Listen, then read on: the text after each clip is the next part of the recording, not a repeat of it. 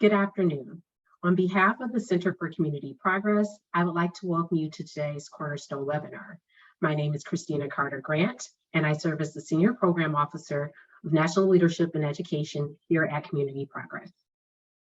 Cornerstone is our webinar series which equips participants with the building blocks to understand and solve tough challenges related to property vacancy, abandonment, and deterioration. For today's Cornerstone, we are joined by Odetta McLeish-White and Shanae Joseph. Odetta McLeish-White is the Director of Georgia Initiatives for the Center for Community Progress. She has worked in affordable housing and community development for over 20 years, including leadership of the Transformation Alliance, a collaborative seeking to strengthen communities through equitable transit-oriented development, and as a Senior Program Director with Enterprise Community Partners. Odetta earned her Juris Doctorate in LLM in International Law from Duke University School of Law, and her bachelor's degree in English and American Literature and Language from Harvard-Radcliffe University. Shanae Joseph is a community development professional with several years of project management, community, and real estate development experience. She is the president and CEO of the Historic District Development Corporation, Atlanta's oldest surviving community development corporation that has spearheaded nearly 4 decades of pioneering urban revitalization work in Atlanta's Sweet Auburn neighborhood. Ms. Joseph is the former chair of the Beltline Affordable Housing Advisory Board and the current chair of Clean Sweep Frederiksted, a community development corporation in St. Croix, U.S. Virgin Islands, whose mission is to support the economic development and revitalization of Frederiksted Historic District. She received her bachelor's degree in journalism from Georgia State University and her master's degree in building construction from the Georgia Institute of Technology. Now, before we turn it over to our speakers, I did want to mention that we will allow time at the end of the presentation to answer questions. If you have a question during the presentation, please click on the Q&A icon at the bottom of your webinar browser and type your question into the Q&A box. We will share the presentation slides as well as a copy of today's, a recording of today's webinar in the week following. And lastly, if you experience any technical difficulties, please send us a message by clicking the chat icon at the bottom of the browser and sending a message directly to me, or sending an email to Christina Carter Grant at ccarter@communityprogress.org. And with that, I will turn it over to you, Odetta. Good afternoon, everyone. Thank you so much, Christina, for that lovely introduction and for the opportunity to share what I think is some beautiful work happening here in Atlanta. Greetings, everyone. Welcome to the August Cornerstone webinar. The Center for Community Progress has been exploring in the past months how we might begin to understand our role in the intersection between vacancy, abandonment, and deteriorated properties, climate change and resilience, and racial equity. So it's very exciting to be able to lift up some amazing work that's happening here in Atlanta. I have been the director for the Georgia Initiatives for Community Progress since February of last year, but a background in affordable housing and community development has brought me into connection with Shanae for several years now, including being able to support her work that she'll talk about today as part of the Front Porch Sage Advisory Council. Before I turn the mic over to Shanae, I just wanted to contextualize a little bit how important it's going to be today to understand the role of stories. I just happened last night to be watching a documentary on the now young adults who experienced Hurricane Katrina and the displacement that occurred from that when they were children, and how they were never asked what was going on. They were never asked how they were responding. And many of them struggled as they went through their childhood, their teen years, even into early adulthood. And it was not until they were asked and allowed to tell their story that they felt that healing could really begin. Some needed to be asked. Others were entering into careers where storytelling, self-expression, creativity were all critical to their mental health, to taking agency over their lives. And I was just really moved to watch that the night before I was going to sit here with Shanae and with all of you to hear about her work in Sweet Auburn. So with that, Shanae, I'd like to invite you to come on screen and to please tell us all the amazing stories of HDDC and Sweet Auburn and the incredible front porch development that you're working on. Thank you so much for joining us. Thank you so much, Adetta, just for the opportunity to speak to you all today. One second while I pull up this presentation.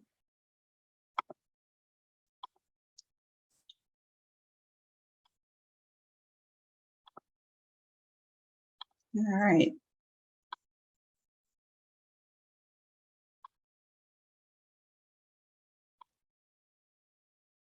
Awesome, awesome, awesome. So again, as Adetta introduced me, well, I appreciate just everyone tuning in and being interested in our work. And really, I'd like to start with just who is HDDC? HDDC is a nonprofit community development corporation located in the Martin Luther King Historic District in Atlanta, Georgia. The organization is about 40 years old. It was started by Coretta Scott King and other leaders who felt that it was important to ensure the non-displacement of residents in the neighborhood. While Mrs. King was working on establishing the King Center and the King National Holiday, she had the foresight to know that eventually the changes in this community would result in residents being pushed out if there wasn't some sort of measure or moral compass started from the very beginning. And in doing that, we ensure that our core principles are included in all aspects of our work. Non-displacement, historic preservation, and sustainability are all elements that you'll find in every one of HDDC's projects. Our impact in numbers, I think, is notable, our unit count and square footage, but I'm really proud of the impact that we have on the residents that we serve. HDDC currently operates 75 units of unsubsidized rental housing, and to date, we've provided affordable housing for over 2,000 households in Atlanta. We have provided space and training for about 90 businesses, and we're seen as a partner and a supporter of the arts community by establishing a platform for artists to cultivate their talent and expand their businesses, whether it's in our art gallery or exhibition space, just really working with our community to really highlight artists. We actually began our revitalization process one house at a time, and really tried to remove as much of the blight as possible. The organization started with 12 volunteers, and from there grew into what we have today. But we realized that we weren't making the impact we wanted to make on a larger scale. And so we started working with partners to create this block by block strategy, excuse me, where you'll see that we had to be intentional about taking over as much of the neighborhood as possible in order to really see the change that we wanted. It was important to us, though, that we included the community in every aspect of our work and that they had to stay in the process as well. We created a neighborhood advisory board that included several of our longstanding residents. And so part of our home ownership program required that a potential homeowner would have to meet with members of the board and tell them why they wanted to live in this neighborhood. The process enforced that this was a community and that you were expected to contribute to its success. But we also knew that housing was not the only avenue, and that we had to really have a true community development approach, meaning that whether it was a 300 square foot shotgun home or a 50,000 square foot old cotton mill, which is what Studioplex was, we really needed to make sure that we were looking at all aspects of the neighborhood and using those developments to improve quality of life. So even, for instance, on dynamic metal lofts, that was an abandoned scrapyard that was actually a brownfield. We worked with EPA to remediate and built 39 rental units as well as 9 retail spaces. Those retail spaces, though, provided ownership opportunity for the business owners. And so during COVID, we got a lot of positive feedback from owners that were still in those spaces and said that Had it not been for an opportunity to own their space, they would not have made it through COVID. So why does all of this matter?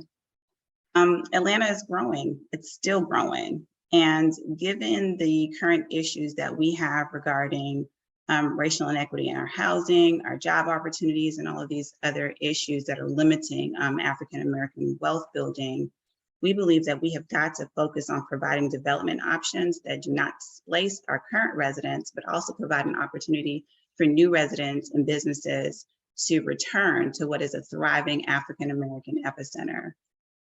There has to be a leader to do that. And HDDC is well posed to be that leader because of our longstanding relationship with the neighborhood. I'll talk to you a little bit about the work that we're doing right now and just really how we're keeping the mission moving with one specific project called the Front Porch. So the organization actually reverted to a working board in 2010, somewhere in there. The recession hit, and it hit HDDC very hard. We had to revert to the working board, mainly because banks started calling in loans. And even though we had never defaulted in a loan, there was no reason for that. That was the market that we were in. During that time, though, we still maintained our affordable units.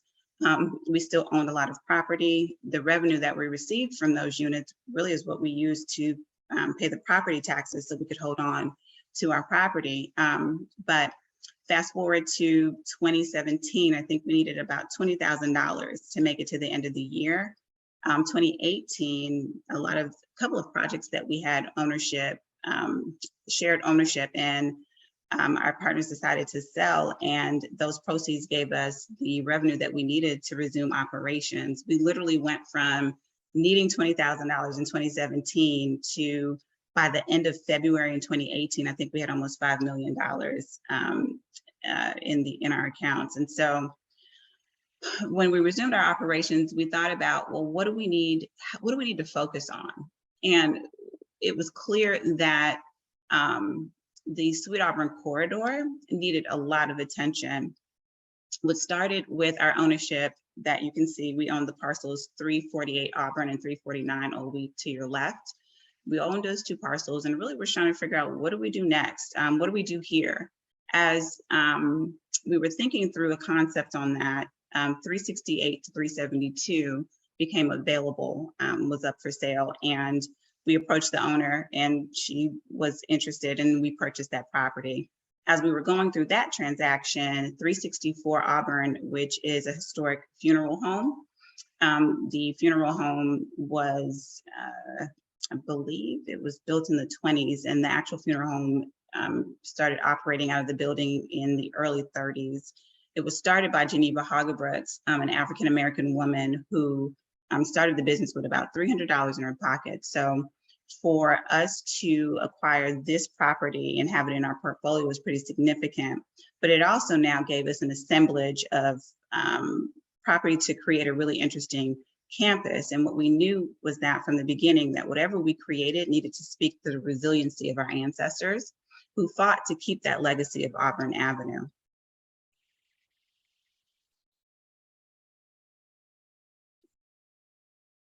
And so we started from the very beginning, being really intentional with our community engagement. We actually convened our first group being subject matter experts, those on city council, our Invest Atlanta family, different individuals and organizations that we knew who could help us get the project financed.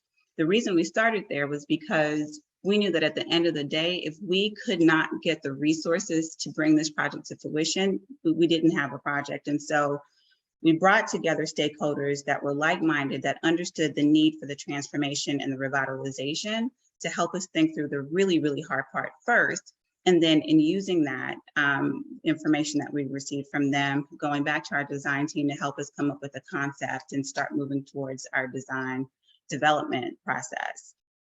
We did not come to the broader community with a full baked plan. We wanted to make sure that the process was collaborative and not just informative, meaning we needed that input from the residents to complete the program for Front Porch. A lot of people use the term charrettes, and that gets a bad rap because it's usually more about high level aesthetics and things like that. We were really focused on the programming and wanted the neighborhood and our community to feel as if and to know that they were our co-developers in this project. We hosted 2 project-specific neighborhood gatherings that were attended by about 100 residents. And we created a resident-led community engagement committee that was hosting different focus groups so that we could get a little bit more in depth about what types of programming should it be included in this project. And what we got out of this was the neighborhood really wanted to focus on affordable, healthy food access. They wanted businesses that were operated by local vendors. They told us specifically, we need a mail center. We need a place where we can get packages, send packages, just a business center, someplace that's in the community. And we don't want a FedEx. We don't want a Kinko's. We want something local. And so we took that back to our team and said that we have got to be intentional about doing that. But in addition to that, how can we link this to our mission? And one of the things that we did was think through how do we work with our unhoused population, in that we know one of the barriers to self-sufficiency is having a mailbox, having a place where you can receive mail and information and things like that from your support. And so as we thought through the concept for this business center, we've incorporated a place where we're working with our self-sufficiency providers so that there is a certain amount set aside of those mailboxes for those moving through various self-sufficiency programs so that they have a place where they can get their mail. Residents also talked about fitness and well-being, as well as composting and a shared kitchen.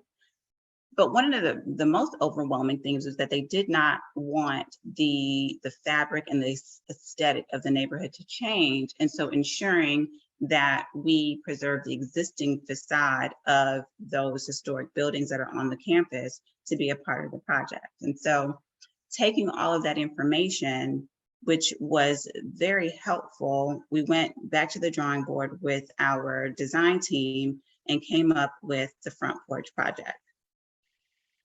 This project is about 100,000 square feet. It has commercial space, residential units, a 20,000 square foot rooftop garden. The commercial and residential spaces are both affordable. As you can read here, definitely won't read it to you. There's a lot of great things here, but being totally transparent, we're still raising money to increase the affordability, to increase the sustainability, because at this time, we actually have no philanthropy in this project. We raised all of the funds through debt and equity on Front Porch. And so very glad that we were able to do that. But at the same time, for us, there's a higher level of participation and offerings that we want to bring to the community. And so that's where most of our focus is now, so that, for instance, on the multifamily side, the units are 100% affordable for those, I believe, at 80% of AMI and below. But on the for sale condo side, I believe we're only at about 20%. It's my goal to hopefully get up to 40 or 50%, which is really important to me. And so that's what we're working to do right now.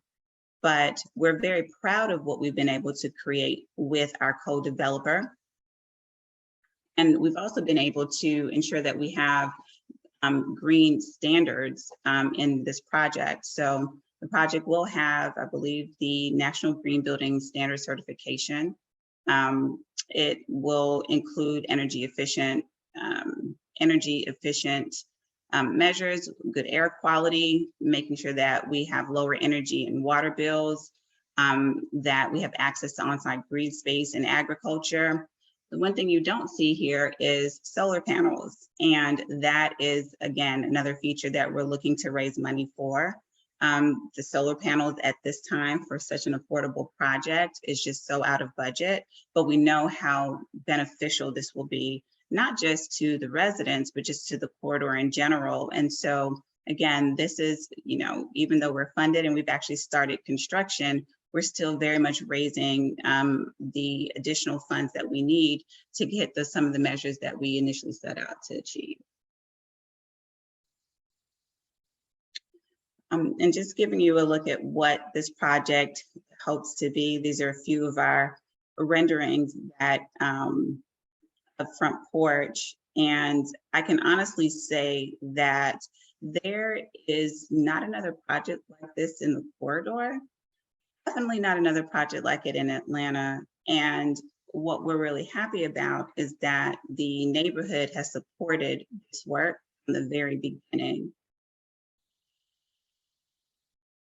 This is a rendering of the rooftop garden that will be about 20,000 square feet. We will have a farmer in residence that will be responsible for coordinating the growing as well as the programming. We're really looking to incorporate intergenerational programming. We have a senior facility across the street, as well as an elementary and a middle school less than a quarter of a block away from the site. In addition to that, though, we're working with our businesses to create not just a farm to table experience, but to also be able to work with our high school level students in understanding that agriculture is a career path, and really using this roof as the almost the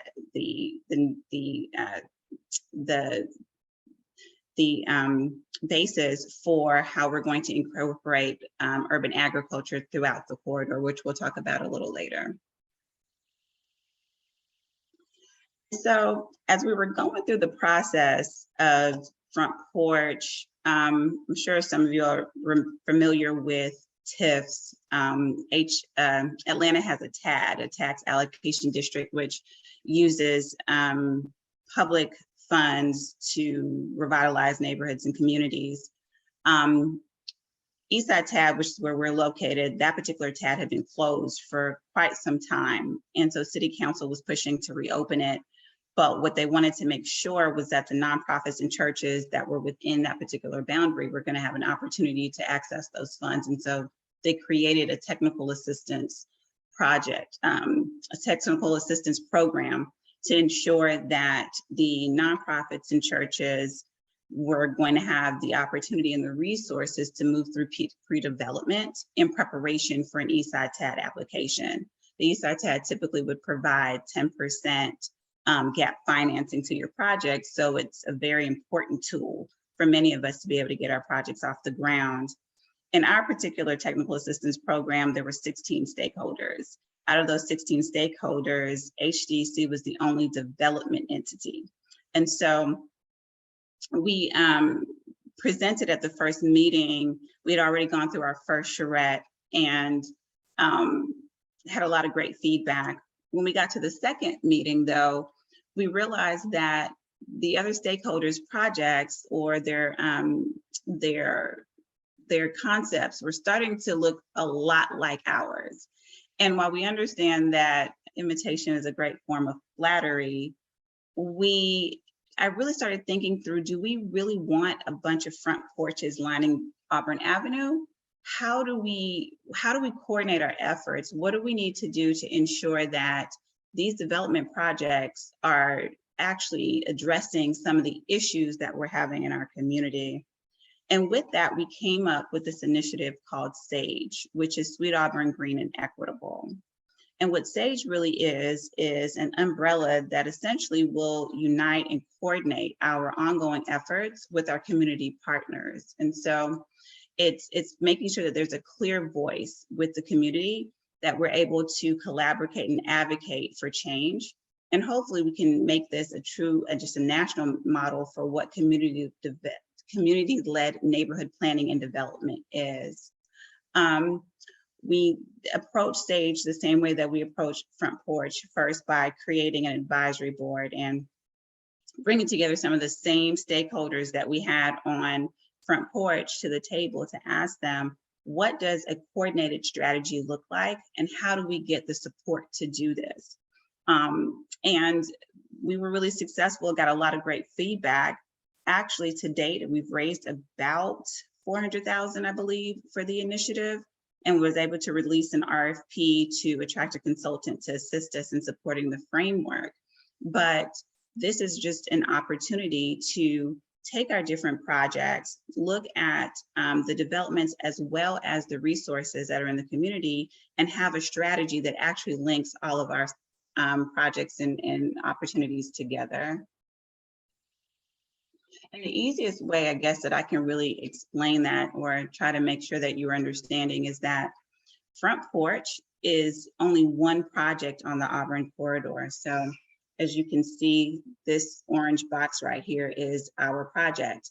However, the other orange boxes are literally all of the other projects or some of the other projects that are in process in this really small radius. And just for clarity, the Sweet Auburn corridor is more than these few blocks that you see, but there's a concentration of churches and nonprofits in this particular area.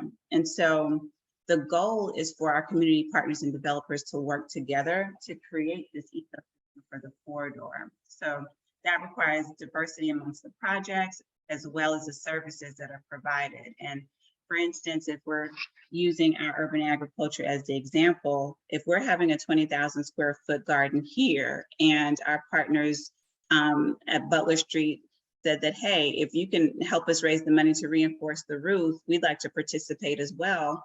Under SAGE, we would be able to do that. Our farmer in residence would be working with the other stakeholders to ensure that one, we're not growing all growing the same produce.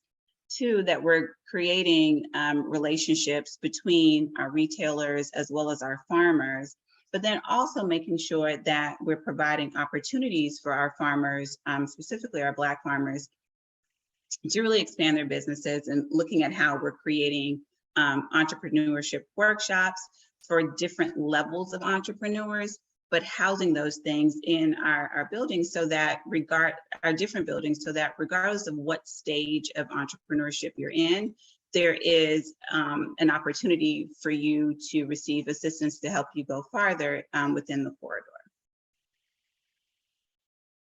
And in doing that, we knew that looking at whether it's urban agriculture or energy efficiency, affordable housing, those different things, we had to be able to measure that success and being really intentional about knowing that we've actually made a difference. And so we were deliberate in working with Georgia Tech to really design and develop for self-sufficiency in the corridor. So with us, if we're using this scorecard, not just for our projects, but partnering with either Invest Atlanta so that there is a scorecard that measures not just the energy efficiency or how the building produces, but using the scorecard to really look at how are we affecting community.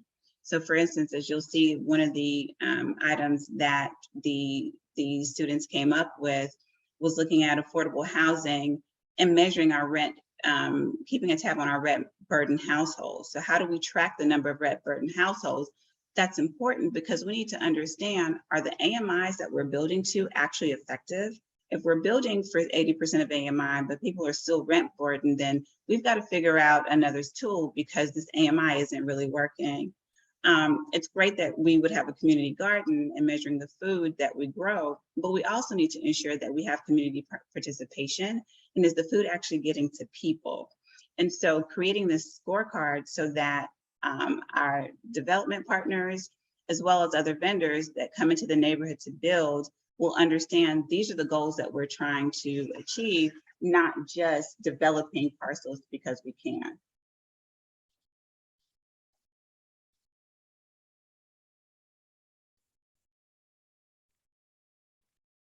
And while Sweet Auburn has experienced a resurgence and a momentum and investment, we also know that we've got a lot of just gentrification pressures that are causing extreme inflation and rising costs for our community.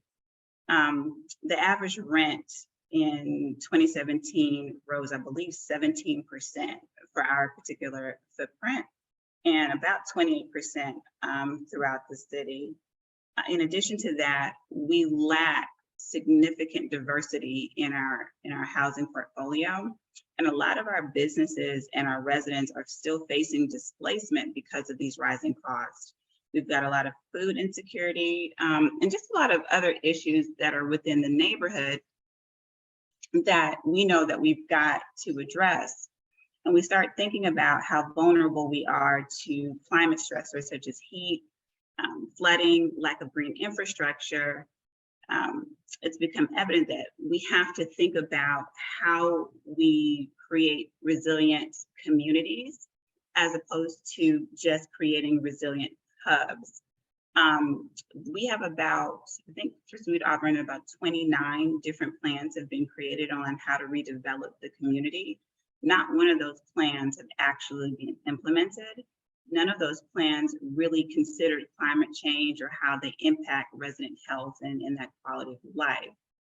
And so we know that for us, and especially in these times of crisis that we're having, while it's great to have a project like a front porch, it's really important though that we make sure that we create spaces that foster those services that are in reach for the community and reinforces social capital for prolonged longevity.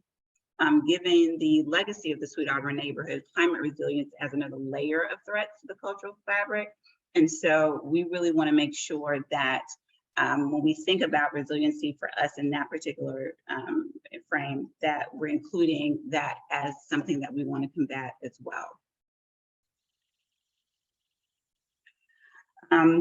Creating an environment where there's always access to fresh food adds to that resiliency corridor. For instance, right now we've got, I believe, 2 free refrigerators that are located in 2 different corners in the community that are stocked with fresh food. Part of our SAGE infrastructure will be including edible landscape throughout the corridor so that there's not an instance, we're able to provide healthy, fresh food to our unhoused population. Green space is always a priority. It gives an opportunity for gardens, garden to table, and also functions as a community gathering space for our residents. This is important because from a neighborhood perspective, you have to know the people in your neighborhood in order to be able to help them. And I can tell you, I live in a townhome community and the neighborhood is relatively new. I think I know 1 neighbor. And so getting to that community feel, I think, is what strengthens our areas. And we want to make sure that we get back to that. We also want to ensure that, again, that we've got growth and promotion of resiliency through the social networks. On the community neighborhood revitalization side, we want to make sure that our community is a part of that process. We've heard loud and clear that, yes, historic preservation is a pillar for HDDC, but it's also important to those long-term residents that have been here because they look at our buildings and there's a story that goes behind them. There's a pride that goes with it. And so making sure that we're able to preserve that culture and that history through the buildings. We also want to make sure that we can increase the community gathering spaces that we have because they can add as ad hoc and emergency spaces when we do have extreme heating and extreme cooling. And again, being able to reinforce that network, knowing that where these different things are, how do you help to direct people to places that are scattered throughout the neighborhood versus saturating just one particular site.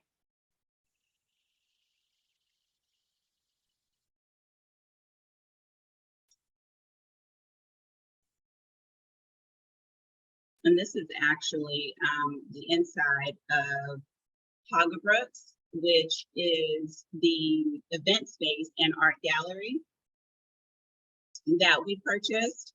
As you can see, being able to do the adaptive reuse is a beautiful building. The only thing that we did in this building was, I think, carpet and paint. We pulled up the carpet, refinished the floors, kept the integrity as much as possible. This space is used for community events. A lot of our nonprofit stakeholders will rent the space, or a lot of times we donate the space to them.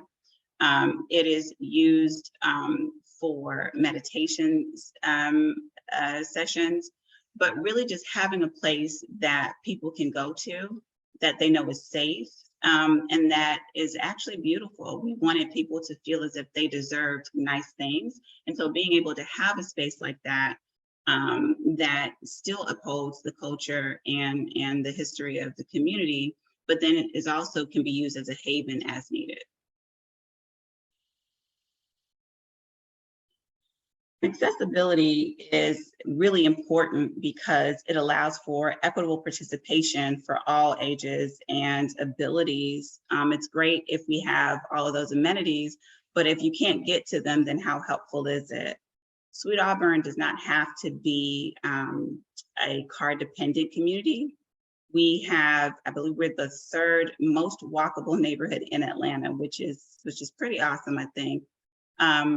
We have light rail, heavy rail, bike lanes, all of those different things. And so with that, we need to make sure that we're utilizing and expanding those transportation offerings, because we have to make sure that our community actually has access to the options that we're trying to bring to the community. And also making sure that we're increasing just accessibility from a walking standpoint. You know, when we talk about being resilient, ensuring that there's a tree canopy so that it's not as hot. The trees are there to provide the shade, and thinking about it from a holistic space that, you know, if we can improve the experience and walking experience, then we're also combating some of the climate change, but also just making people want to get out and walk and be a part of the neighborhood as much as possible.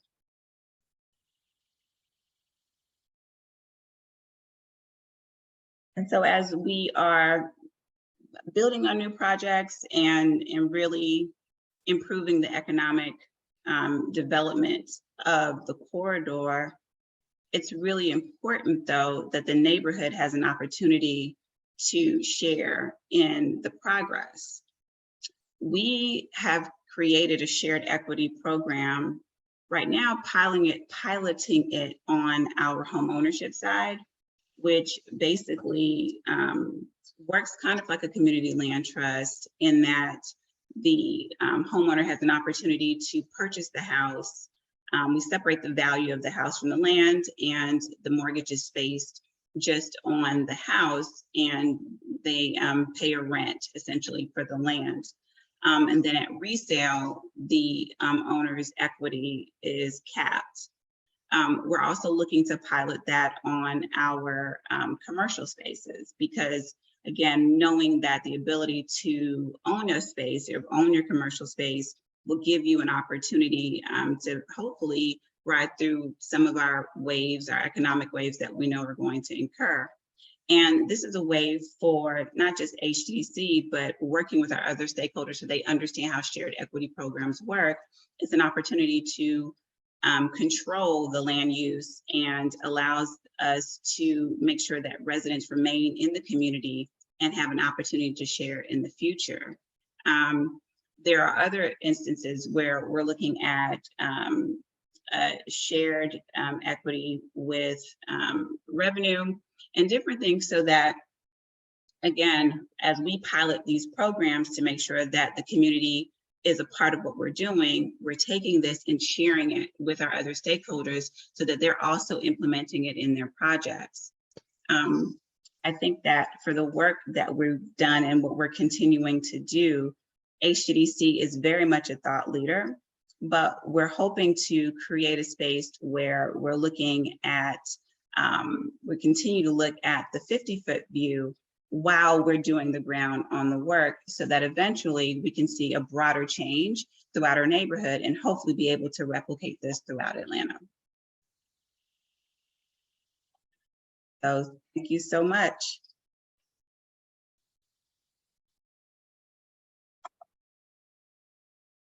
Wonderful. Thank you so much, Sinead, for that amazing presentation. We have got some questions, and thank you all for going to the Q&A for your questions, keeping everything all in one spot. We had a question first about affordability of housing and strategy for long-term affordability of the housing component. So hopefully what you just shared about shared equity is addressing that. You also spoke, and maybe you could just quickly remind folks sort of the AMI levels. You've mentioned wanting to be supportive of your unhoused neighbors. So that to me covers sort of a spectrum, both touching those that are trying to get into housing, shared equity for the homeowners, and then please refresh our memories on kind of where you're looking at for AMIs. Sure. So specifically for Front Porch right now, the rental, I believe, is about 80% AMI. I think the home ownership is set at about 120.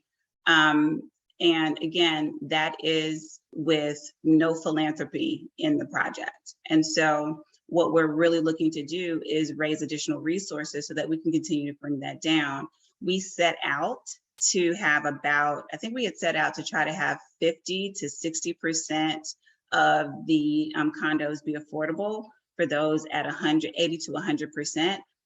Couldn't get it through the financing, and so had to make those adjustments so we could at least get the project off the ground and then work backwards and getting the resources we need to try to get to the levels that we wanted to be at. Thank you for that. We also had a question. Let's see if I can pick out the right themes here. So one, I want to congratulate Benita Green, who's mentioning a 2-acre property in Durham, North Carolina, currently being built out as a community garden and food forest. Love that. Manny was sharing some love about the 3 pillars of sustainability for actionable items. So thank you both for those comments and sharing what you're working on.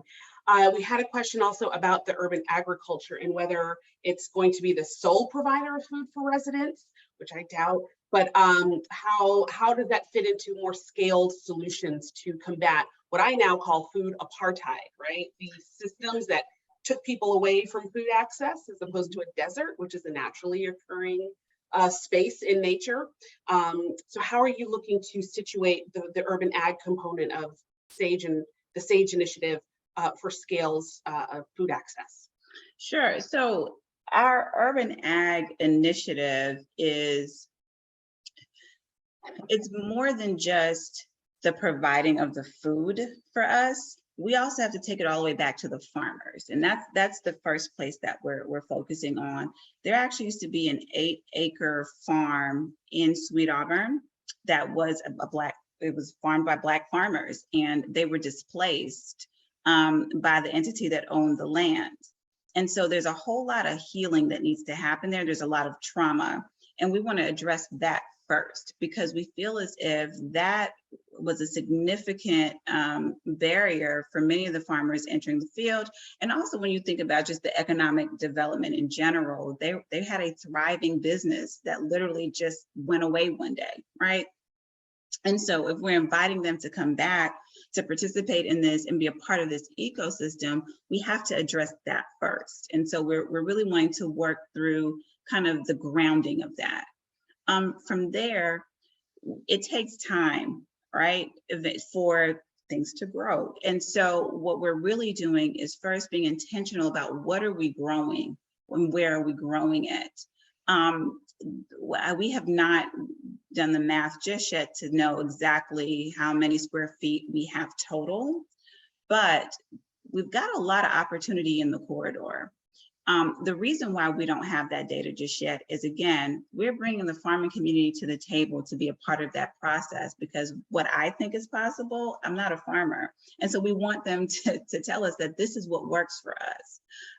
It will not be obviously the sole source, but we feel like we can get enough participation from the farming community, working with our self-sufficiency providers in understanding what is the best way to address our food insecurity, not just with our unhoused population, but working with our schools and different spaces that we know where we need to get food to people so that we can be really thoughtful.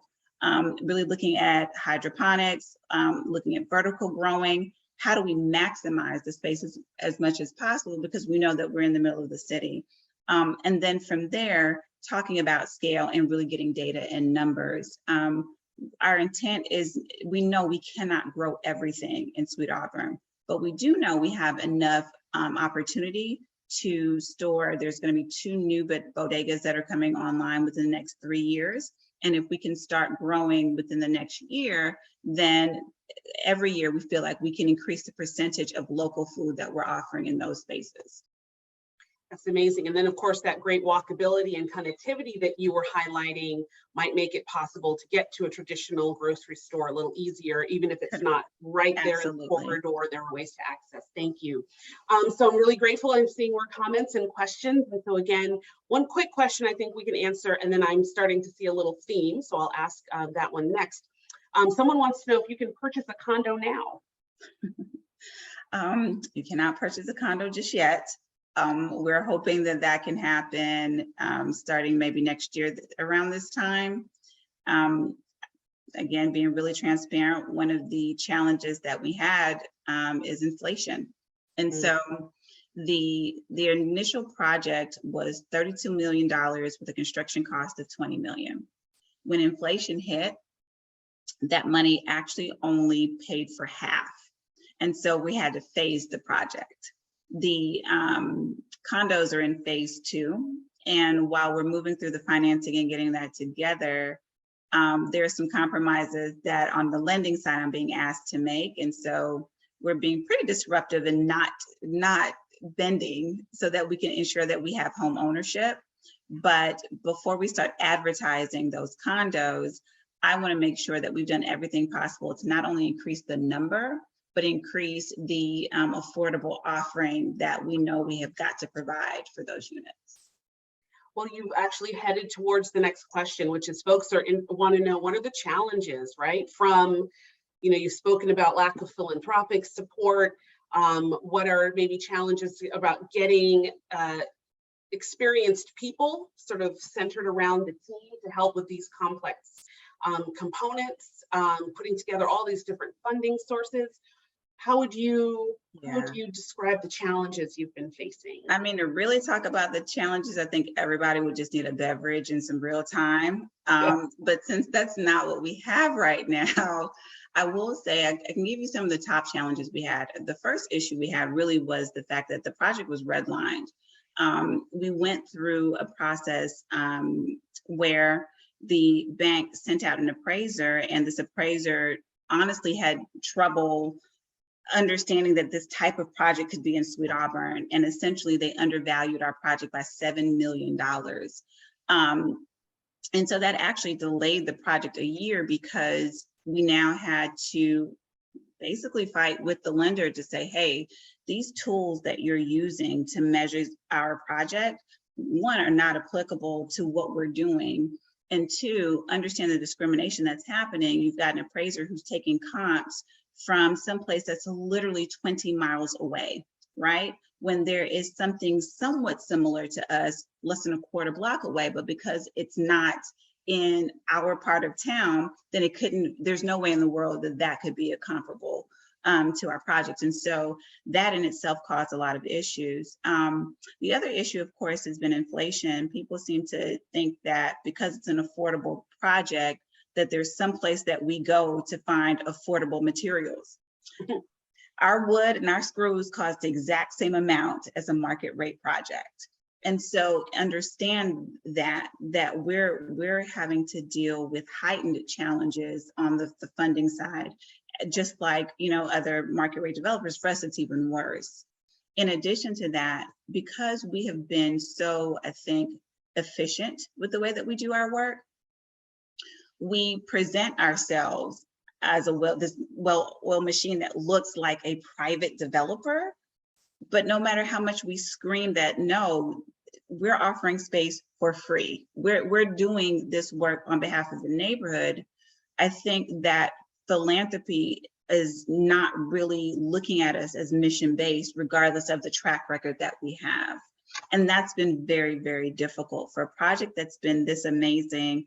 We have there's one grant in the project, but it's a matching grant. We've got a $250,000 matching grant that we have to raise an additional $450,000 by the end of the year to unlock that money. It's like, well, if I was struggling to get the 250, how are we going to get this 450? But that would be $700,000. And the purpose of that $700,000 is to affect the home ownership, the cost of home ownership. So we really want to get these dollars, but it is getting through the philanthropy to not just support the capital side, but also the program side of the project. One of the things that you and I have talked about is the challenge of, someone here was asking about the role of, say, a LISC and other groups. CDFIs can be helpful, but even they sometimes put limits on their own help, right? And we've spoken about, refusals to make small adjustments to repayment periods that would suddenly make the whole project work, and they are refusing to do it. And we can, again, another beverage and another hour. That's another beverage and another hour. Their pressures are, right? But maybe just speaking a little bit to that challenge of cobbling together all the funding sources, you're not getting the philanthropy. And then what happens when the funders that are kind of supposed to work with you start to express their own limits? I will say this to start. LISC and Reinvestment Fund are both funders on this project. LISC has also stepped up to support HDDC as an organization, as well as the SAGE initiative. They were actually the first grant that we received for the initiative. And so really thankful for their support. We have had the challenge though, in that, when the inflation hit and we had to figure out, we actually had a gap. There was like an additional gap now of like $2.4 million. And really trying for us to be creative in figuring out how are we going to solve this gap. Came up with, let's expand the amortization rate. Let's be creative in how we do that. And all of our suggestions, which by the way, we vetted first with traditional banks who all said that they would have done it. All of those were unfortunately denied.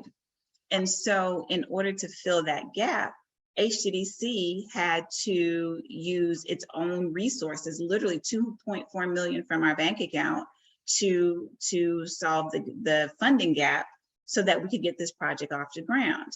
The other side of that though is the only reason why we even had the $2.4 million was because of our relationship with Olamina Fund. Olamina Fund being a social impact fund out of California that focuses on providing capital to Black and Brown communities, gave us a loan of $3 million that was uncollateralized. Without that, this project wouldn't have happened. And so it's really been the hunt if, unfortunately, philanthropy has not shown up the way and been as supportive as we really need them to be, really being on the hunt for those social impact funds that really understand the mission and are able to provide us with the capital and the assistance that we need to get the work done. And since we're also talking about green infrastructure inside this work, I want to point out that it's the green rooftop that some folks seem to be saying, well, if you had to value engineer this project to fit your new budget numbers and your new availability, that the rooftop would be one of the first things to go, right? And not that it is superfluous, we know how critical it is to all the overall resilience goals that you've been outlining. Sure. But the fact that sometimes green infrastructure can feel like the disposable element of a project, I think is something that is a challenge as well. Well, and what you see, for instance, you didn't see the solar panels, right? And we kind of talking about that, like there's no solar panels in this project. Well, because we couldn't afford it. It wasn't that we didn't want it and we didn't know that they're important, but we literally could not afford them in the project. And so I'm working on that too, but it is, adding what for me should not be bells and whistles. It should be the standard. And yet having to justify that just because this is an affordable project doesn't mean that we start removing these elements that are standards in market rate projects. We deserve the exact same type of property and projects in our community. That's right. Someone is asking, how much are you all needing to raise? Like you've talked about one specific element just now for the affordable home ownership, but across the whole project, what is kind of the gap? Sure. Across the whole project, what we're looking to do, we have to raise additional resources for the roof. We're also trying to incorporate more green elements as well as the affordable housing. When you put the three of those together, it's almost a $3 million raise, but $1 million for each thing is really what we would need. And so that is, we've been trying to work on capital campaigns individually versus trying to do one all together, because we feel that we may get a little bit closer if it's a smaller raise than trying to do $3 million. We need $1 million of that. Actually, we need the 700,000 by the end of this year, but we are going to have the $1 million for the roof, I believe, by first quarter next year, if we're going to be able to ensure that all of it stays within the program. Thank you. So we are just coming up close to 1. I think we have a little grace period after 1, but I'm sure folks will start dropping off. So I do want to make sure I grab a couple more questions in the little bit of time that we have. So an interesting question here regarding, if your corridor has many nonprofits, what does that do for tax base? And how are you thinking about creating a tax base that will fund other services going forward? Sure, and that is a challenge, and it's more of the fact that we've got so many faith-based institutions in that corridor, but it's within the corridor, not exactly the whole footprint. And so there's still a balance that has to happen there with the remainder of the area to balance out the nonprofits and the churches. But to be clear, excuse me, as a nonprofit, I still pay property taxes. I still pay those taxes because those projects are not where my actual core business is being operated. I think that's kind of a misnomer there. It's the same thing, I believe, for the churches. If the activity is not directly related to their mission, they pay taxes as well. And so just knowing that while we may not be at the highest tax base right now because we're still in development, that will change over time as more projects start to come online. Well, we're working right now to sort of support some nonprofits in Atlanta with sort of analyzing how their taxes are changing. And so one thing is that if there can be initiatives to exempt certain nonprofits that are doing affordable housing in certain areas, just to give you all more of that operating money. Sure. Is one thing. And then the other important point is, as you're bringing homeowners, right, and others into the corridor who will pay taxes, you'll also be improving the tax digest for the whole city, in addition to what you can designate for your corridor, right? Absolutely. And the fact that the corridor shares space with one of the largest institutions of Georgia State, right? Balancing and the that King as well. Family Park, the King resting site. Correct. Correct. There, so big, tourism things, right, are happening in that corridor. Absolutely. Yeah, important things. Hey, shout out to Manny. He's saying amazing convo about the realities of doing these projects. So we appreciate you recognizing that. Looks like folks are more info about the shared equity model in terms of governance, equity retained when the home is sold. And is it basically the CLT model that you guys are leaning on? Are you partnering? It's not exactly the CLT in that it doesn't require a board. Our existing board can function as that. But what it does do is create a calculation from the onset that says that homeowner is capped at this much equity upon resale. And at resale, they have to sell it to someone within that agreed upon AMI. And then the equity that is saved actually is what HDDC uses to resell to the next homeowner. So it's literally just recycling those resources. And then also too, for us, being that it's now an actual program, raising additional funding to support it, so that, because there are certain instances where the homeowner won't resell it back to us, they want to sell it on their own, that's fine. But then we also want to be able to recapture another unit for the shared equity that we can actually facilitate. One last question to you, and then we're going to go into wrap up. But one, I just want to lift up the amazing efficiency that you all worked into your project by talking to community first. so that when you designed the project, you were not now having to stop and go back and retrofit. I think that's actually a very strategic as well as a best practice thing for you all to have done. Who, in addition to that smart use of community conversation, who have been your partners? You had a slide with Central Atlanta Progress and Sweet Auburn Works. Who have been your most important partners to bring along that others might look around their local communities, see if somebody similar is there? Well, I think every community has got to find them in Odetta. Y'all, I don't know what to tell y'all, because I mean, that Odetta has really been a great support and connector. And I think that that's really what we're trying to do. That's what SAGE is about. Just even my relationship, again, with Odetta, she has introduced me to partners that I never even knew existed, right? And so really strengthening the nonprofit network to be able to work together and support our different initiatives. We, in working with our economic development arm in Invest Atlanta, having a relationship with them to hold them accountable. You know, Invest Atlanta was created specifically for community. And there was a point in time where they strayed from that.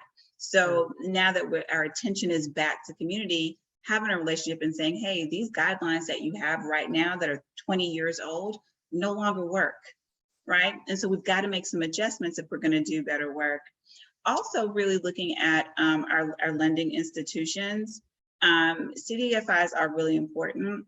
We've also been successful in having conversations with traditional banks that, again, are touting a whole lot of DEI conversations, but we're saying, well, show up, show us where you are, so that it's more than just, you know, a tagline on your website. You can actually produce, show us what you're going to produce by being in our community. And then also our community itself. We have so many residents that are, you know, have a lot of knowledge and information and simply just want to volunteer and support. We've got residents that said, if you need website help, you know, I would love an opportunity to look at your marketing plan, things like that. We take that help, right? Yeah. They know the neighborhood, they know their work, and it's a great way for us to be collaborative and, you know, invite them into the process as well. Fantastic. We could absolutely go for another half hour, but we are just a little over 1 o'clock. Thanks to everybody who was able to hang in there. Handing the mic back to Christina. Thanks so much. Thank you, Shanae. Thank you, Odetta. And thank you, Shanae. It was absolutely astounding to hear about all of the work that you and HDDC are doing in the Sweet Auburn neighborhood. We have a lot of people that are requesting the slides, so a lot of people want to learn more and ask questions. So I will be sharing the slides as well as a recording of the presentation in the week following. Be sure to go to our website, communityprogress.org, to stay up to date on upcoming webinars.